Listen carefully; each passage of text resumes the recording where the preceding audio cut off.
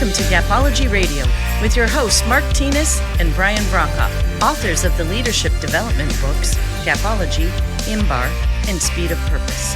At Gapology, our purpose is to help leaders achieve their greatest potential. To learn more about our groundbreaking books and training services, visit our website, gapology.org. Hey everybody, welcome to Gapology Radio. If you're looking for a quick and easy way to get your leadership team familiar with the terms, methods, and tools that you learn on this podcast, we have a solution for you.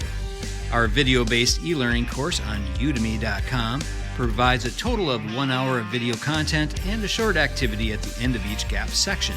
But your team will walk away with a solid foundation of Gapology. Again, that's udemy.com, udemy.com, or you can find a link right on our website, gapology.org. And as for tonight, Mark and I will dive back into our topic of Mind the Gap. Our inspiration for this series came from Judy Shulock's incredibly well-written foreword to our book. The core message here is that leaders must not only look out for gaps in the business results and behaviors, but they must also actively seek them out with a clearly defined process and leadership rhythm. And tonight we'll explore a massively common gap that we see where leaders assume organizational wisdom begins and ends with training. So let's go ahead and get the show rolling with Mark Tinas. Hey Mark, how are you doing? Good, Brian. How are you? I'm good. It's been a couple of weeks. I know you've had a busy time away. I know you were doing a little bit of traveling, having some fun. Well, thank you for the podcast in my absence. They were excellent. Appreciate that. Yeah. Just want to give our listeners something to think about during the week. You know, we're going to always try to provide something. And if we can't, have a new show, we'll always share something that we've previously posted or something, just to give everybody something to consider and think about and build into their week. And we had a nice guest on last week with Cabrina McLean. She, great friend of ours, great colleague. We really rely on her for, some insights and some new things and some additional wisdom pieces that she brings to the table. So that was a great conversation there. But so you went to a tennis tournament, or I know you were doing something like that. Yeah, we went to the BNP Paribas in Indian Wells, California. It's an annual tennis tournament. Mm-hmm. I guess 1 million people go.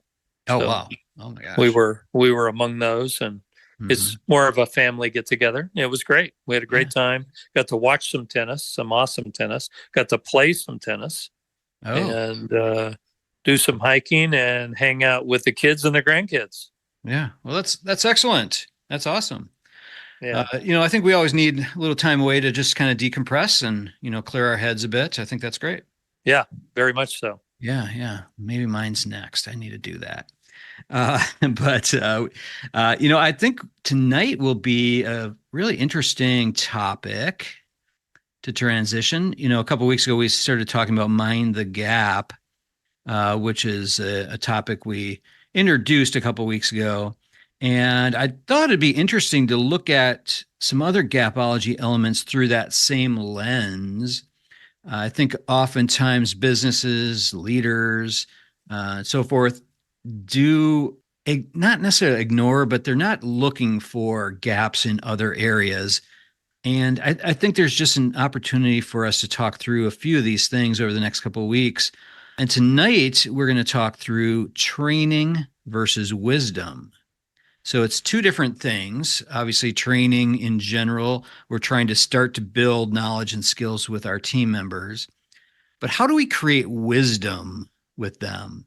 What does that look like? What things can we build into our leadership rhythm to start to build wisdom overall rather than just providing training?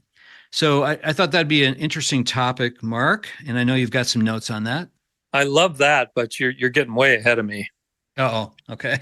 So thank you for the Mind the Gap t-shirt. Sure. Yep. So I have it on. Oh, nice. And Mind the Gap is a key for leaders.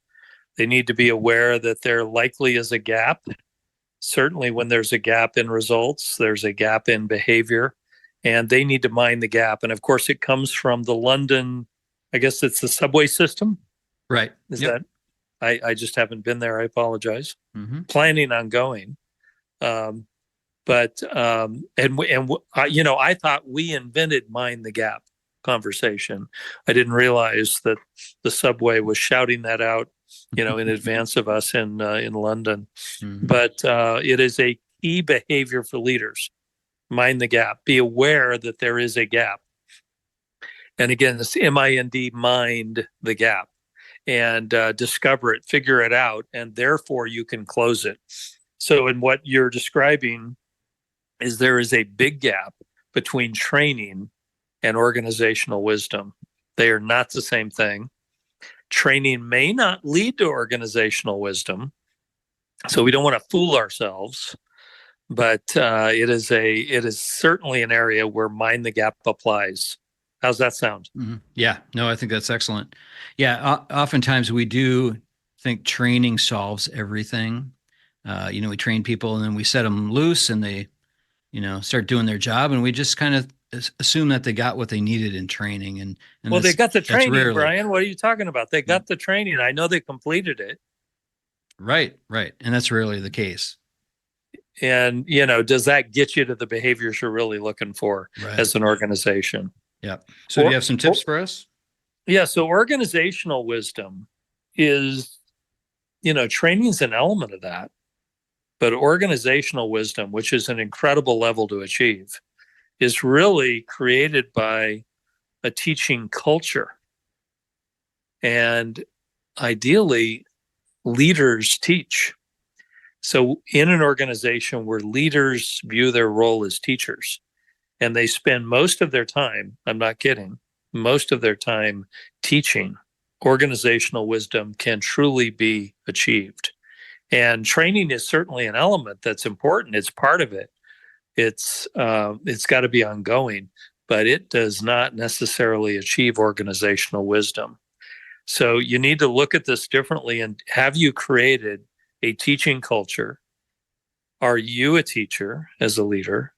Do you model a behavior that's equal to the purpose? Because those things change everything. The team observes your behavior. And if it aligns with the purpose, they begin modeling what you're doing. And organizational wisdom, becomes a possibility. Yeah, I think you hit on something key there, Mark. The modeling the behavior that equals the purpose. If you're going to create a culture that's really based on wisdom around the things that are most important for your organization, it does begin with you as the leader. And you need to, first of all, gain your own wisdom in those areas, and especially if it's your purpose and the things that you're truly passionate about going after, but not just understand it and believe in it, but actually going in and modeling those behaviors. Yeah, and we've seen in environments that have that innovation is likely to happen at a totally different level. So think about how it changes the organization when others are observing your behavior, beginning to align their own with the purpose, and then beginning to show you things you didn't know and couldn't see. And innovation can be part of that. It also creates an environment where mentorship truly happens. You can really bring that to life, where those that have the behaviors that align with the purpose can mentor others on the team and bring the entire team forward. And again, a lot of this stuff doesn't fall under the category of training. So training can be a bit of a trap, where you think they're trained, but that doesn't get you where you want to go. It doesn't get the results that you were expecting to achieve. But an organizational wisdom can get you results you couldn't even have thought of. Mm-hmm. Yeah, that's so true. If you just picture what someone goes through when they're learning something new, especially if they're just starting a new job, there's so much just content that they're trying to absorb during their training period that they're really just learning the first steps. They're really not building any sort of wisdom at that stage. So the teaching culture really is the responsibility of the leader outside of whoever does the initial training. Whoever that person's leader is it's really their role to continue to grow their skills and knowledge and build that experience around the things that matter. And connecting it with your purpose is one thing. You always talk about looking at your top performers, those A players on your team, as the example for setting expectations and things like that. But when you said the mentorship there, I think those individuals can really be key pieces in that whole process. Yeah, absolutely. Yeah, there's so much here. Organizational wisdom, comes with so many pieces in those organizations, and we've worked with many of them. The leaders certainly model the behavior of the team. The leaders and many others, mentor the team. That creates talent development. So people literally come to work and they get better every day. Think about that. They get better and they get better and they get better. And when a position opens up, we've got somebody who's ready to be promoted into that role. And again, ultimately, everybody begins to model the purpose. That creates results, performance, that, is unmatched. Mm-hmm. And the other thing that we've seen in these environments is that teaching becomes something that's celebrated. Think about that. Is teaching celebrated in your environment today? When someone models and mentors and brings somebody to the next level, is that celebrated? And again, it's so different than training. So training can be so deceptive versus what we're describing here. This organizational wisdom is different. It's long lasting. It creates results that are industry leading. Again, going back to the title of this podcast, you need to mind the gap, because there is a huge gap between simply training and creating organizational wisdom. If your plan with your team was to, let's get a great training program in place, well, that may be important, but that's a far cry from organizational wisdom. That gap between the two is really massive. And so often we have seen leaders just go, they were trained on that. Let's send them back to training if they didn't understand it, if they didn't remember it, if they're not practicing. Let's send them back to training. When in reality, that might be, sure, that might be an element there if they had so much that was involved in their training that one piece they didn't get, really trained very well on.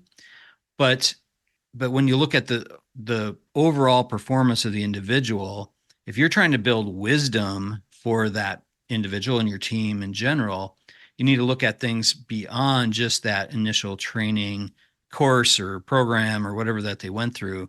And how do you, as the leader, help to grow those skills and help them continue to move forward?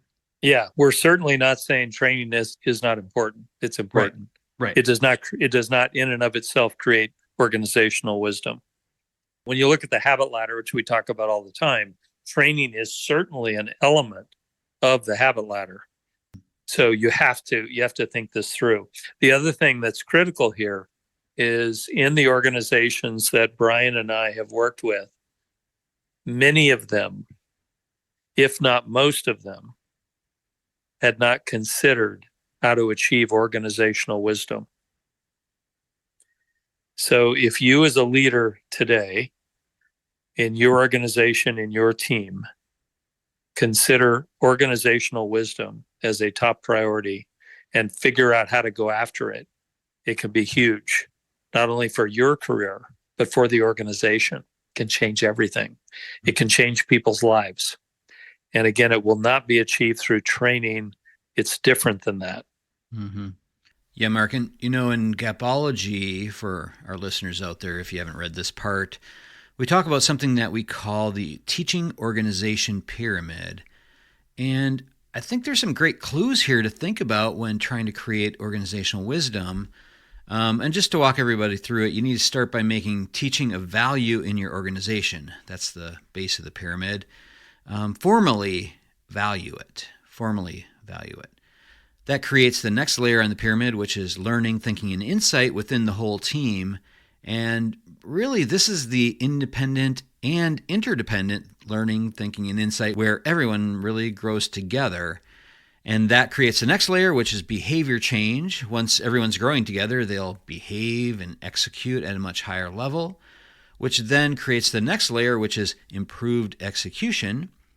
And from all of that, the team will start to see things and value things in far greater detail, which is shown through organizational wisdom, which is really the top of the pyramid.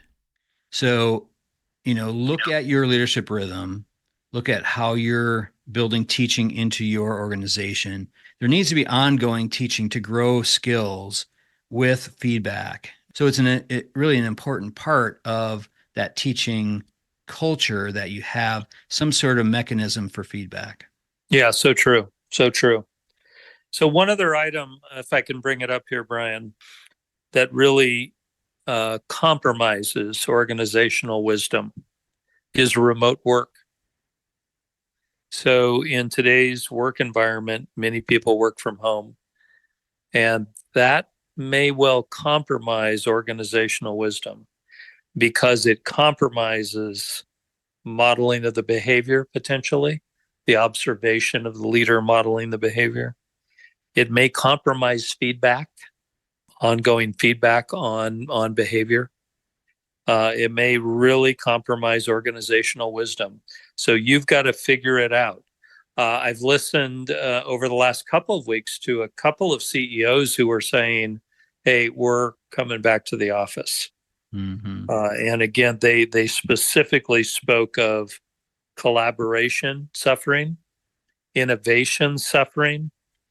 We live near the Silicon Valley, so there's a lot of organizations there, companies there that had gone virtually total remote, and they're bringing people back.